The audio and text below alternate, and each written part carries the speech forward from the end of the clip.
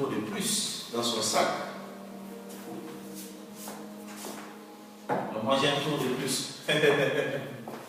J'ai une image de plus.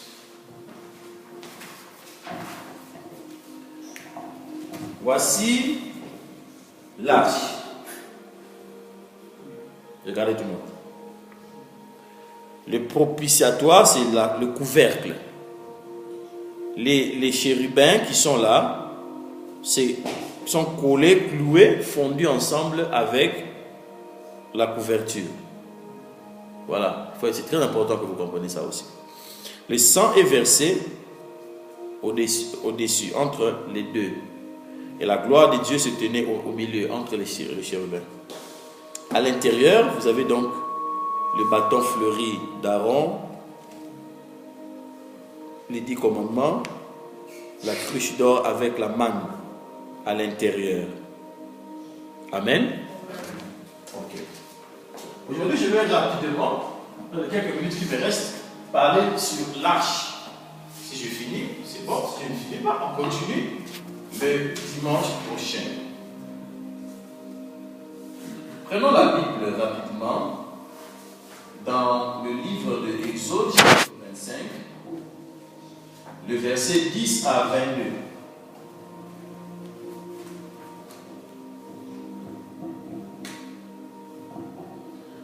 Exode 25, 10 à 22.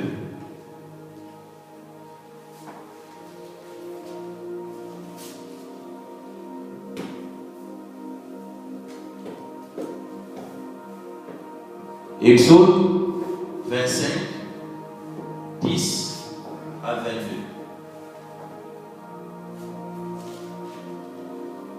Une seconde. Je préfère lire ça dans la version Louis II.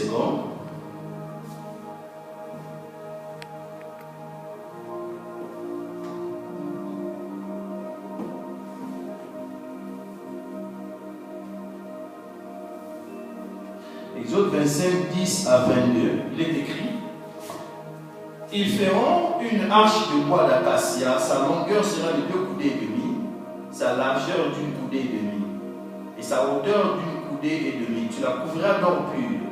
Tu la couvriras en dedans et en dehors, et tu lui feras une bordure d'or tout autour. Tu fondras pour elle 4 anneaux d'or, et tu les mettras à ses 4 coins, 2 anneaux d'un côté et 2 anneaux de l'autre côté. Tu feras des barres de bois d'acacia et tu les couvriras d'or. Tu passeras les barres dans les anneaux sur les côtés de l'arche pour qu'elles servent à porter l'arche.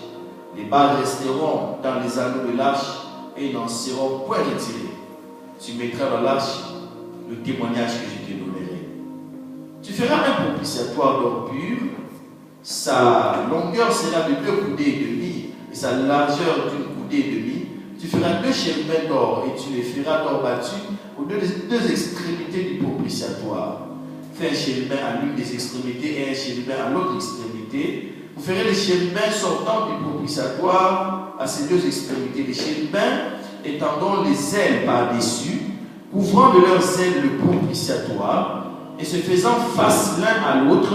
Les chérubins auront la face tournée vers le propitiatoire. Tu mettras le propitiatoire sur l'arche et tu mettras dans l'arche le témoignage que je te donnerai. C'est là que je me rencontrerai avec toi du haut du propitiatoire entre les 2 chérubins placés sur l'arche du témoignage. Je te donnerai tous mes ordres pour les enfants d'Israël. L'arche est la première chose que le Seigneur nous indique dans le livre d'Exode, chapitre 25, parce que, souvenez-vous, Exode chapitre 25, c'est là qu'on commence à parler du tabernacle. Dès le début du tabernacle, Exode 25, le premier élément, c'est l'arche. C'est étrange. Normalement, et maintenant, si je vais parler du tabernacle, moi, je vais commencer d'abord par l'autel du sacrifice. Parce que moi, je réfléchis en termes de parvis, le Saint, le très saint.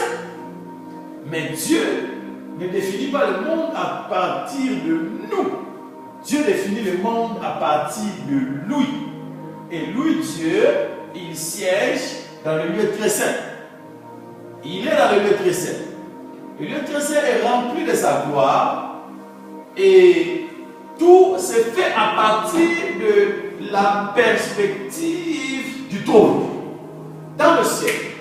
Lorsque un homme est allé là où personne n'est jamais allé dans la prière, quand Jean, qui était en train d'avoir une vision, dit qu'il a vu, il était en vision, il a vu le Seigneur entouré de sept chandeliers d'or et tout et tout. Et puis dans Apocalypse 4, il est écrit, puis la voix qui m'avait parlé au début m'a reparlé à nouveau. Elle m'a dit, monte ici, parce que juste avant il est écrit, et une porte fut ouverte dans le ciel. Il est en esprit, il est déjà dans le ciel. Mais il dit que dans le ciel, à un moment donné, une porte a été ouverte, et la voix qui lui parlait depuis le début lui a parlé. Et la voix lui a dit, monte ici, je vais te montrer ce qui va arriver dans la suite des temps.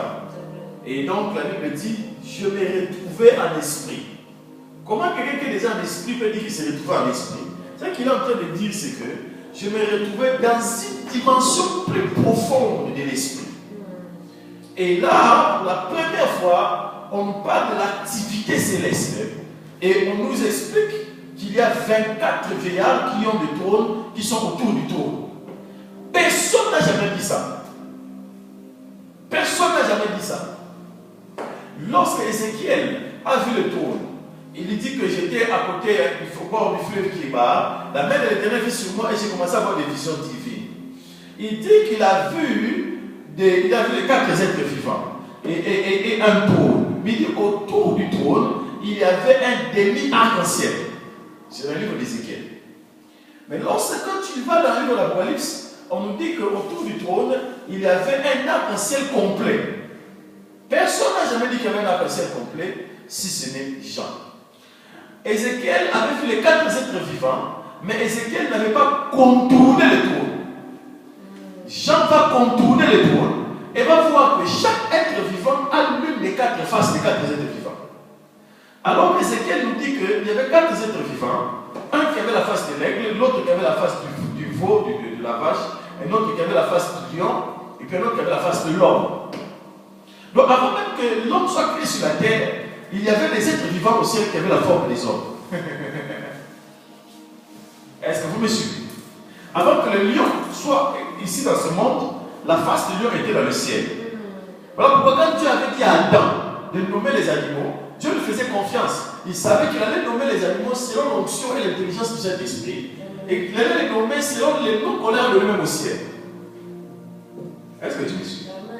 Quand l'homme a dit celui qu'on va appeler lion, au ciel, on a enregistré lion. Jean a contourné le trône. Jean voit des choses que personne n'a jamais vues, personne ne n'a expliqué. Ou bien les gens qui ont vu qui n'ont pas expliqué. Parce que Paul dit, j'ai connu un homme en Christ qui fut ravi jusqu'au 3e siècle. Et qui a entendu des paroles ineffables qui n'est pas permis de répéter. Dans notre texte, on dit, il a entendu des paroles inexprimables qui n'est permis à aucun homme de répéter, même de prononcer. Jean lui-même, quand il voyait des choses, il y en avait d'autres que le Seigneur lui disait au moment où il voulait écrire. Le Seigneur lui dit, ça tu n'écris pas. Alléluia. Alléluia. Souvenez-vous qu'au ciel, le tabernacle existe. Dieu est en train de parler à Moïse quand il lui donne l'ordre concernant la construction du tabernacle. Et il lui dit, tu vas le faire selon le modèle que tu vois ici. Vous voyez, il lui dit même, dans l'arche, tu mettras le témoignage que je te donnerai. Témoignage ici veut dire l'évidence. Je veux te donner une évidence. Cette évidence, tu vas mettre cela dans l'arche. Jusqu'à ce moment-là, quand tu lis l'Exode chapitre 25, tu ne comprends pas de quel témoignage il s'agit.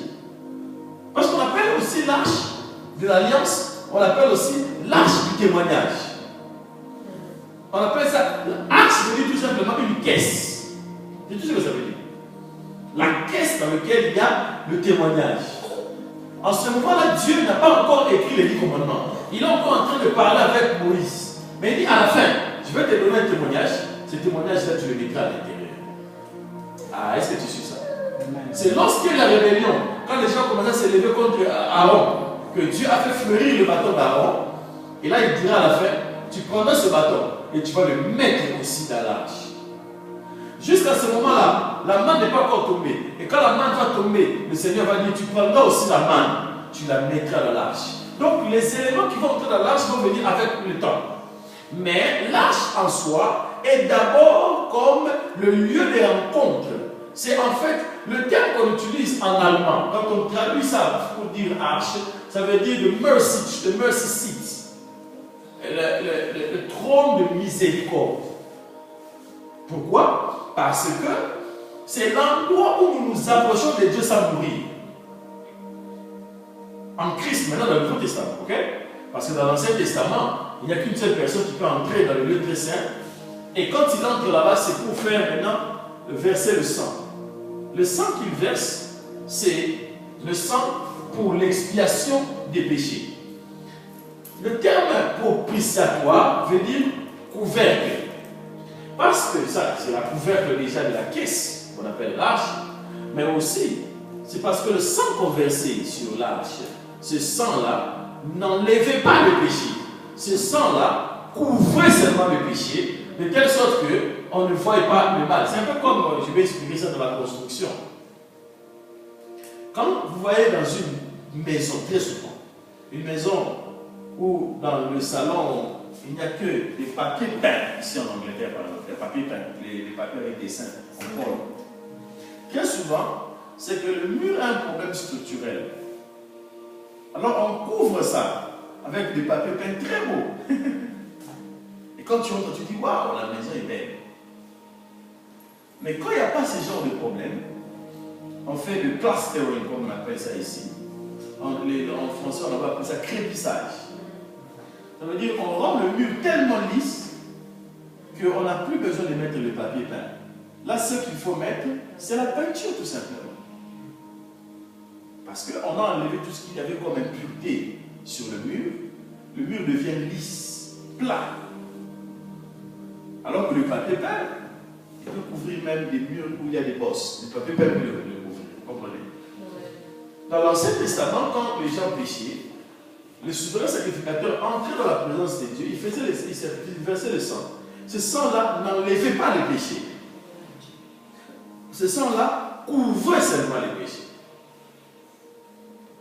Vous voyez ça? Amen. Amen. Un peu comme aujourd'hui, la technologie avancée, votre voiture peut avoir quelques petites bosses, il y a moyen de faire que ça ne se voie pas. Mais ça ne veut pas dire que c'est parti. La bosse est toujours là. Mais avec la technologie, on peut faire que ça ne se voie pas. Christ est l'agneau de Dieu sacrifié, dont le sang, quand il a été versé dans le lieu très saint, enlevait le péché du monde. Amen. Alléluia. Amen. Ah non, je pensais attendre un amen plus fort que ça quand même. Amen. À part ça, c'est pour ça que la Bible dit Jésus-Christ, l'agneau de Dieu qui a été immolé avant la fondation du monde. C'est pour ça que Jean, quand il voit le trône, il dit aussi, j'ai vu aussi un autre trône sur lequel il y avait un agneau qui était là comme immolé. Hébreu dit, approchons-nous maintenant avec assurance du trône de la grâce. Maintenant, on peut s'approcher du trône de la grâce. Pourquoi? Parce que nous avons accès par le sang de l'agneau et parce que nous savons que quand nous allons arriver là-bas, le sang de Jésus a déjà enlevé le péché du monde. Et d'ailleurs, la séparation qu'il y avait entre nous, les prêtres, car selon la révélation d'Apocalypse, il a fait de nous un royaume des sacrificateurs.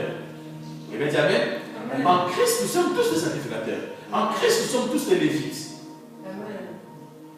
Est-ce que vous me comprenez? Amen. Nous pouvons tous manger le pain de proposition, nous pouvons être exposés à la lumière de Dieu, nous pouvons faire des prières devant le Seigneur, nous pouvons intercéder. Et d'ailleurs, comme j'ai expliqué l'autre dimanche là, dans la révélation, quand on parle du lieu très saint, selon le livre des Hébreux, on introduit maintenant l'autel de parfum dans le lieu très saint. Dans l'Ancien Testament, l'autel de parfum se trouve dans le lieu saint parce qu'il est séparé d'un mur.